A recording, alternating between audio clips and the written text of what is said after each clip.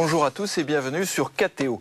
Il est à la fois prêtre et écrivain, passionné d'histoire et d'archéologie. Il écrit ce que l'on pourrait appeler des romans bibliques. C'est donc un homme à double facette que je reçois aujourd'hui dans Chemin de vie. Père Thierry Leroy, bonjour. Bonjour. Durant cette demi-heure, nous reviendrons sur votre vocation un peu radicale, parce que vous nous expliquerez que rien ne vous destine à la prêtrise. Vous nous parlerez de votre apostolat, aujourd'hui dans un milieu assez rural et néo-rural. Enfin, nous parlerons de l'écriture, puisque vous êtes aussi romancier. Vous avez écrit notamment El Jérusalem aux éditions Publibook, un roman avec une trame biblique. Mais en attendant, avant de commencer cette émission, je vais laisser la parole à Laure, comme chaque semaine, qui dresse un petit portrait de notre invité. Bonjour Laure. Bonjour Frédéric, bonjour Thierry. Alors j'espère que vous ne m'en voudrez pas pour mon style, mais je ne suis pas une romancière. Alors vous êtes né en 1960 dans une famille catholique peu pratiquante. Votre enfance se déroule sans problème particulier. Alors je vais très vite passer à vos 20 ans. Et en effet, c'est à 20 ans que vous partez en camp, en vacances, en Corse, avec le MJCF, un mouvement traditionnaliste, lefévriste. À cette époque, vous êtes plutôt anticlérical. Et l'objectif pour vous est vraiment de passer de bonnes vacances. Mais contre toute attente, et sans le savoir, vous allez rencontrer celui pour qui vous allez vous engager. Mais pour le moment, vous ne le savez pas encore. Vous allez donc passer une maîtrise de droit pour être commissaire de police ou peut-être avoir une carrière diplomatique. Votre maîtrise de droit en poche, vous partez à Fribourg pour votre service militaire. Et c'est là que vous prenez pleinement conscience de l'appel de Dieu à devenir prêtre. Alors, à votre retour, en 1983, vous entrez au séminaire des Carmes. Vous avez alors 23 ans. Des études qui vont vous permettre d'approfondir votre foi, de découvrir la vie communautaire et aussi la vie pastorale.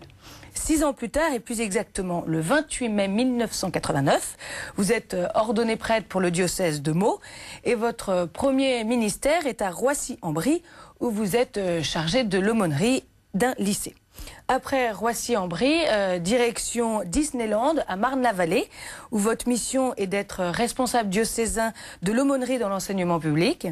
Et c'est pendant ces années-là que vous publiez votre premier roman, Le Testament de Saint-Luc, roman qui fait revivre les controverses religieuses durant lesquelles les Juifs traditionnels et les disciples de Jésus se sont affrontés.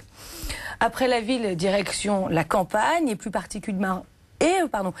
particulièrement Donne-Marie d'Ontilly, ville qui, n'ayons pas peur de le dire, vous était prédestinée. Oui, il faut quand même savoir, Frédéric, que les villageois s'appellent les Donne-Maritains, mélange de donner et bon samaritain. Mais bon, je m'éloigne, alors revenons à nos moutons. Donc aujourd'hui, et depuis maintenant 6 ans, vous êtes curé dans une équipe missionnaire de 3 prêtres sur un territoire de 54 villages où vivent 32 000 habitants. Période pendant laquelle vous voyagez beaucoup en Égypte, en Israël ou encore en Algérie. Et années pendant lesquelles vous publiez Marie entre toutes les femmes et pour sortir aujourd'hui, Elle, Jérusalem. Une vie donc où vous mêlez l'écriture et vocation pastorale, et cela sans vous emmêler les pinceaux. Moi je dis donc bravo, car il n'est pas toujours facile de faire 2 choses, qui plus est bien à la fois. Merci beaucoup Laure.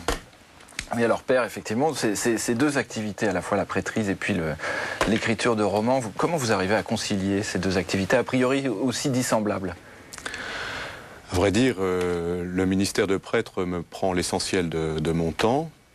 Il me permet aussi de faire des recherches, parce que pour moi, être prêtre, c'est être pasteur, mais c'est aussi aider les gens à aller plus loin dans la découverte de la Bible, dans la découverte aussi de l'histoire biblique. Et le ministère de prêtre me permet aussi d'observer des caractères, d'observer des façons de faire, et puis des itinéraires spirituels.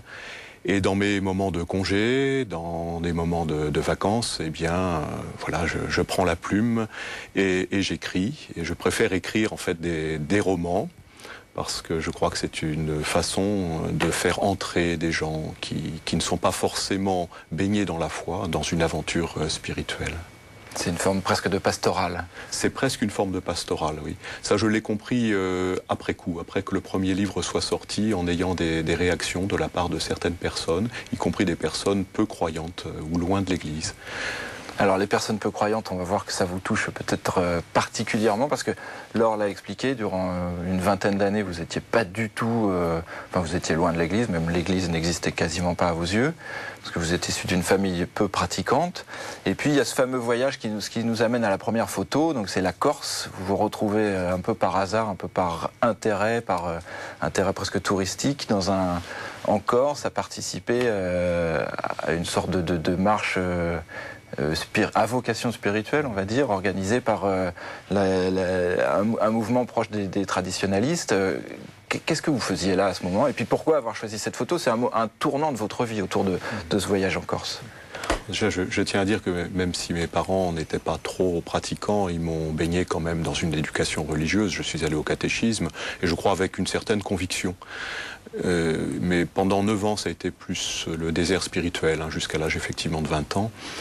Alors, en Corse, oui, j'y allais par intérêt touristique. J'avais une certaine fascination lointaine pour la Corse. J'y allais pour passer des vacances. Il se trouve que c'était avec un mouvement catholique. En amont, ça ne me dérangeait pas forcément. Sur place, ça a été plus difficile pour moi au départ et certainement pour eux.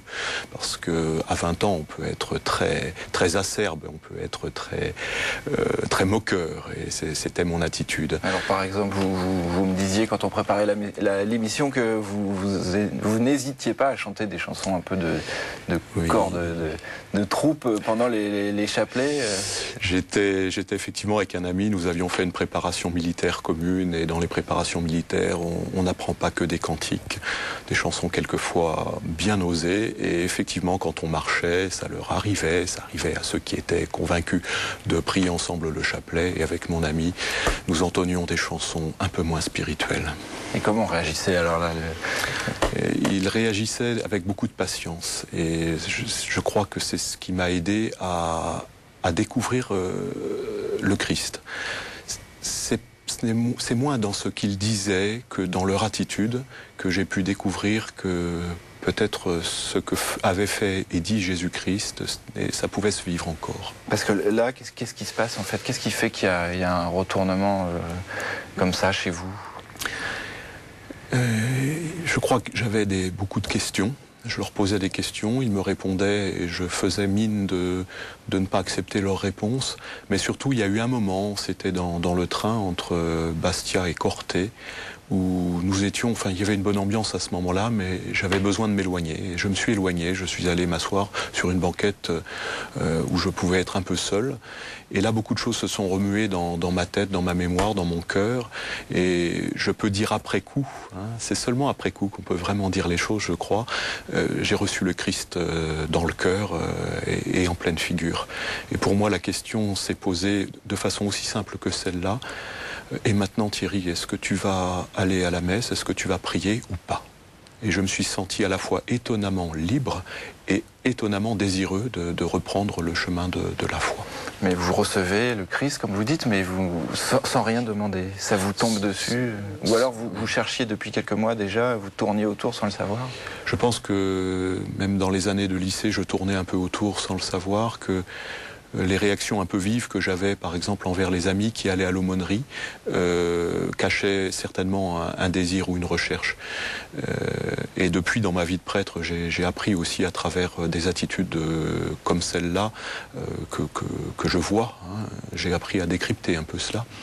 Mais il y avait certainement un désir qui n'était pas visible, qui n'était pas conscient. Et peut-être pas un questionnement très explicite, mais en tout cas, il y a eu un moment, j'allais dire, de pure grâce. Je crois que j'ai expérimenté ce que pouvait être la grâce du Christ qui arrive dans un cœur et qui bouleverse une vie. Aujourd'hui, une trentaine d'années après, vous vous souvenez encore de ce moment dans le train? C'est un moment qu'on ne vit qu'une fois? Non, il y a eu d'autres moments. Il y a eu d'autres moments, mais je m'en souviens. Mais je m'en souviens aussi un petit peu comme quand se compose, je crois, le récit biblique. Il y a le moment même et il y a la relecture que l'on fait. Et il y a ensuite tout ce que l'on remet sur ce moment. Et je crois que c'est un peu comme ça aussi que les textes bibliques ont été rédigés. Il y a le moment et il y a ensuite la relecture et tout ce que ça ouvre. Et je m'en souviens comme cela. Puis un deuxième moment fort, c'est au moment de la confession, en fait, quelques jours après ce voyage en train. Oui. Là, ça vous bouleverse complètement. Oui. Il y a un prêtre est venu nous visiter pendant 2 jours et il y avait une récollection avec différents sujets, différents thèmes qui m'intéressaient, auxquels je ne comprenais pas grand-chose. Et il y a eu le moment où je pouvais aller me confesser, recevoir le sacrement de réconciliation. Alors là, ça a été vraiment un moment de stress parce que je n'ai pas dormi de la nuit. Je savais que ça pouvait se faire le lendemain matin. J'ai peu dormi la nuit. J'ai demandé des conseils. Les amis qui étaient là voyaient un peu mes changements et ils m'ont accompagné, ils m'ont conseillé. Et le matin, en me réveillant, parce que j'avais quand même finalement un peu dormi, le matin en me réveillant, la première pensée a été « Non, je ne veux pas y aller ». Mais je savais qu'il fallait y aller et j'y suis allé. Et l'entretien avec le prêtre, je crois, est pour quelque chose aussi dans ma vocation, parce que je m'attendais à être jugé, parce que je n'avais pas une vie très droite, c'est le moins qu'on puisse dire, donc je m'attendais à être jugé, et en fait, j'ai trouvé quelqu'un qui était profondément miséricordieux.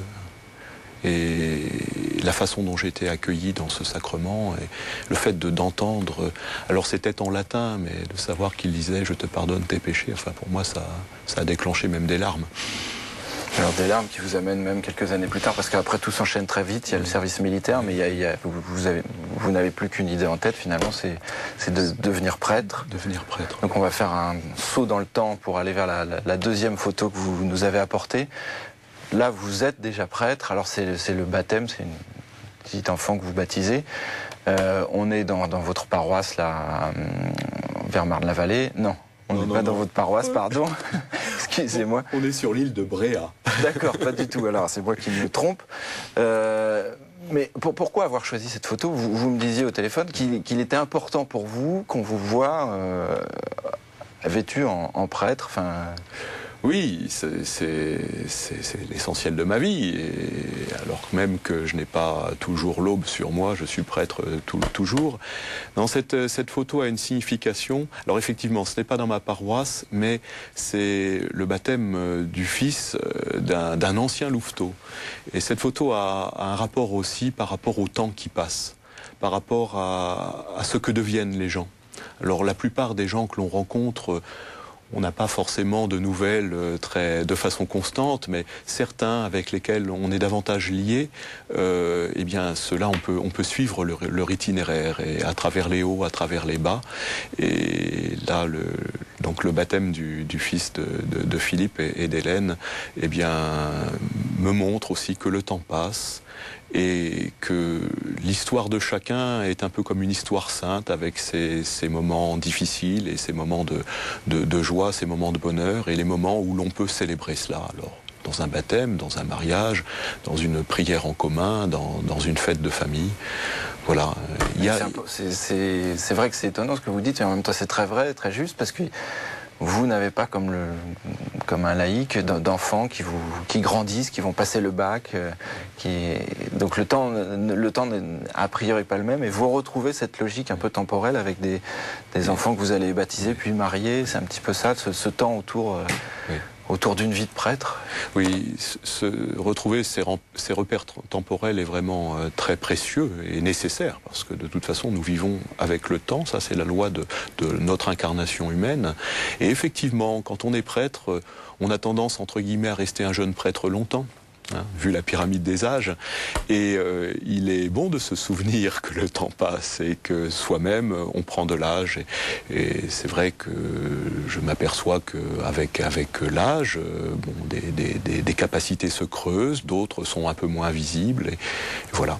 Et que ce soit dans ma propre famille, chez mon frère, ma belle-sœur, ou les cousins, ou dans les familles d'amis, de gens que je connais depuis longtemps, eh bien voilà, le sentiment du temps qui passe et du temps qui accomplit des choses et qui quelquefois en laisse d'autres en suspens. C'est dur une vie de prêtre, ou c'est du bonheur, enfin par rapport à ce que vous imaginiez quand vous étiez au séminaire?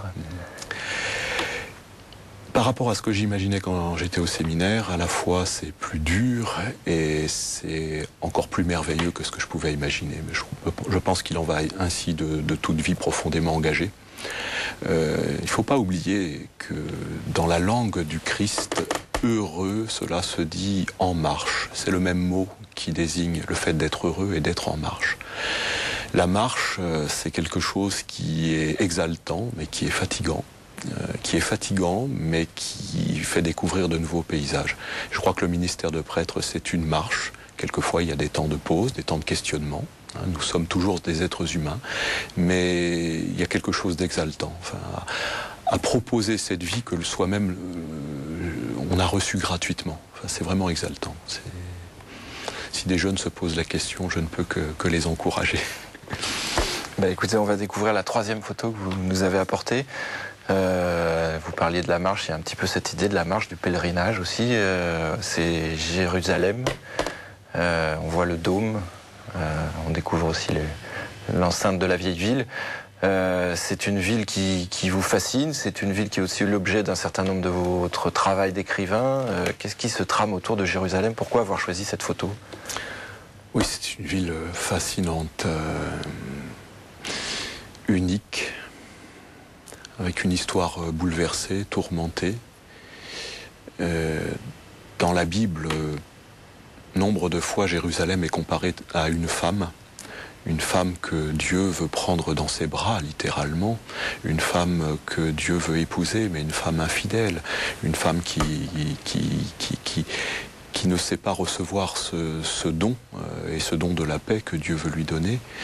Et en allant à Jérusalem, c'est un peu ce que j'éprouve, et c'est cela qui m'a certainement donné envie d'écrire le dernier roman. Cette ville qui s'appelle la Cité de la Paix, Yerushalayim, et qui est sans cesse traversée par des conflits, par la guerre, et une guerre souvent d'ailleurs faite par des hommes, et une guerre pleurée par des femmes. Mais c'est une ville où, en allant sur le moindre lieu, on est en tête à tête et en nez à nez avec l'histoire. Et une histoire qui reste vivante. Enfin, Jérusalem, oui, c'est voilà. Est-ce que c'est une ville aussi qui rapproche du Christ, de la foi? Est-ce que c'est une ville où on va en pèlerin, ou est-ce que c'est une ville où vous allez en historien plutôt? Moi, je connais des gens qui, en allant à Jérusalem, ont failli perdre la foi. En tout cas, moi, ça me conforte vraiment dans ma foi. Parce que la foi, ce n'est pas un doux rêve, ce n'est pas quelque chose qui nous abstrait du monde. À Jérusalem, on est vraiment plongé dans des expressions de la foi les plus traditionnelles ou les plus populaires. En même temps, on est aspiré par quelque chose qui nous mène toujours plus haut, et sans quitter le sol. Et pour moi, quand je vais à Jérusalem, c'est en pèlerin, aucun doute là-dessus. Mais le pèlerin ne peut pas s'empêcher d'être aussi un peu historien et archéologue amateur. En même temps, dans votre livre, là, ce dernier livre, Elle, Jérusalem, il y a quelques pages très dures. Alors, je ne sais pas si c'est votre voix ou si vous le faites dire à votre héroïne, mais il y a quelques pages assez dures sur le Saint-Sépulcre. On sent qu'il y a comme ça une ville de tension, et que vous prenez une forme de distance avec cette tension. Dans un roman, effectivement, l'auteur fait vivre plusieurs personnages, parler plusieurs personnages. Ce n'est pas toujours sa voix qui est là, peut-être parfois des voix qu'il a entendues. Non, pour le Saint-Sépulcre, puisque vous citez cet exemple, c'est assez étonnant, mais au milieu de ce que l'on pourrait, avec un regard extérieur, juger comme un fatras de choses, et puis aussi un fatras de visiteurs, parce que les gens au Saint-Sépulcre manquent totalement de respect. Ils visitent le Saint-Sépulcre comme on se promènerait dans le métro. Au milieu de cela, pour moi, il y a toujours quelque chose qui me va au cœur, enfin, à chaque fois que j'y vais. C'est assez étonnant, parce que humainement, c'est difficile à comprendre, parce qu'effectivement, tout peut nous mener vers une vision très extérieure. Mais quand je suis là, à gravir les marches qui mènent à l'endroit où il y avait le sommet du Golgotha, et qu'on voit cette roche nue, maintenant, depuis quelques années, on peut la voir, cette roche. Je n'ai pas besoin de m'approcher. Et là, ma prière s'élève un peu comme la croix. Quand je viens aussi sur le tombeau, enfin à l'Anastasis, enfin, qui est, effectivement, alors là, quand Diane parle de l'Anastasis, c'est un peu... Diane, votre héroïne, une des héroïnes, qui va faire un chemin de foi. Qui fait un chemin de foi, elle le compare un peu à un gâteau à la crème. Ça, c'est ma vision extérieure, ça c'est vrai. C'est affreux, c'est affreux. Mais quand on entre à l'intérieur et on est là simplement, qu'on fait abstraction de la religieuse qui éventuellement essaye de vous vendre des cierges dans ce petit réduit, mais qu'on est là, à genoux, devant la banquette, où le Seigneur a très probablement reposé, enfin, pour moi, il se passe des choses. Oui. Bon, Père, je vais vous faire découvrir chaque semaine dans cette émission, on regarde le portrait d'un laïc qui, comme vous, raconte un petit peu son chemin de foi. On va le regarder ensemble et puis je vous demanderai un commentaire après. Cette semaine, il s'agit de Philippe, un écrivain de 50 ans qui travaille à la librairie des Sanctuaires de Lourdes. C'est une interview réalisée par François Lespès. Dieu était mis en sommeil, mais il n'était pas nié pour autant. Mais néanmoins, je vivais quand même dans une sorte de nihilisme. Tout en ayant rejeté, j'entrais très souvent dans les églises où je faisais silence, c'est tout. Donc il y avait toujours cette interrogation. Et puis c'est petit à petit, après un séjour monastère où j'ai pu discuter, j'ai pu rouvrir l'évangile, mais là avec un regard neuf. L'Eucharistie exerçait une sorte de foyer. C'était un peu comme une braise qui était là, endormie, mais puis là qui se réveillait et qui m'a rappelé à l'église, dans l'église. Petit à petit, il y a eu quand même un appel un peu plus fort à suivre le Christ qui s'est fait entendre et presque naturellement, je suis allé voir au monastère. J'ai fait des stages, des postulats pour finalement me rendre compte que ma vocation n'était pas derrière les murs du monastère dans la clôture. Moi, c'est le Christ. C'est simplement le Christ et donc mon habit, ça sera le Christ. C'est revêtir le Christ pour reprendre un peu les mots de saint Paul. Après, j'ai vécu une vie très très très solitaire à la frontière espagnole, où j'ai pu m'enraciner dans une vie de prière. Puis je vivais avec de petits boulots, mais avec très peu. Pendant des années, j'ai vécu avec 2000 francs par mois et là, vraiment, j'ai senti ce qu'était la présence et c'était ça l'essentiel. Aujourd'hui, je partage mon temps entre la librairie des sanctuaires et une vie contemplative dans la montagne. J'ai besoin de ce grand souffle de la nature, de la création. Dieu me parle dans la nature parce que, en amont, il y a cette pratique de l'oraison et il y a aussi cette méditation de la parole. Ce qui fait que je peux être aussi, dans la nature, comme devant une page de la Genèse. Ma vocation, c'est cette alternance de solitude, silence et contact. S'il y a un avenir pour le christianisme, c'est par cette redécouverte de notre intériorité et que les chrétiens aient une vraie vie spirituelle. Et là, je crois que le monde sera illuminé. Alors, Père, un petit mot sur ce témoignage. Qu'est-ce qui vous a touché ? Peut-être deux choses. L'intériorité et cette expérience spirituelle profonde, je crois qu'elle est la clé de notre foi et elle mène vers l'autre d'une façon ou d'une autre. Et puis ce que Philippe dit de sa vocation aussi, presque de moine à l'extérieur, en ville, j'ai revêtu le Christ. La diversité des vocations. Enfin, le Christ appelle à des vocations tellement diverses, c'est magnifique. Enfin, l'Église permet de vivre des tas de choses. Ouais. C'est difficile de trouver, peut-être pour conclure, sa vocation, sa façon de vivre sa vocation. Lui, c'est une sorte de vie monacale en cité, vous, c'est la prêtrise. Oui. C'est difficile de trouver ce qui nous convient. Ce qui peut être difficile quelquefois, c'est de trouver des guides ou des accompagnateurs qui aident à discerner. Mais je ne crois pas que ce soit impossible parce qu'il faut vraiment se dire que quand le Christ appelle, il donne des éléments pour trouver la réponse. Mais ces éléments sont, je crois, la vie en Église et la rencontre avec quelques autres. Je ne pense pas que ce soit difficile finalement. La rencontre avec quelques autres qui vont vous aider à comprendre aussi, à cheminer ? Oui, à cheminer et à discerner si effectivement, je suis fait pour ceci ou pour cela.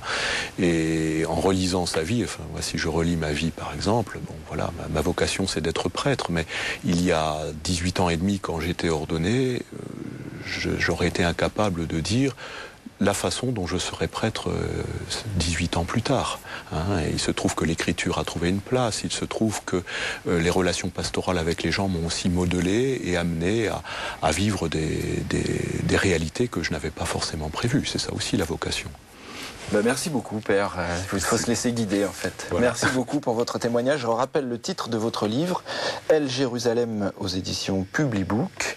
Merci pour tout, pour votre témoignage. Quant à nous, on se retrouve la semaine prochaine avec un nouvel invité. Bonne semaine à tous et à très bientôt sur KTO.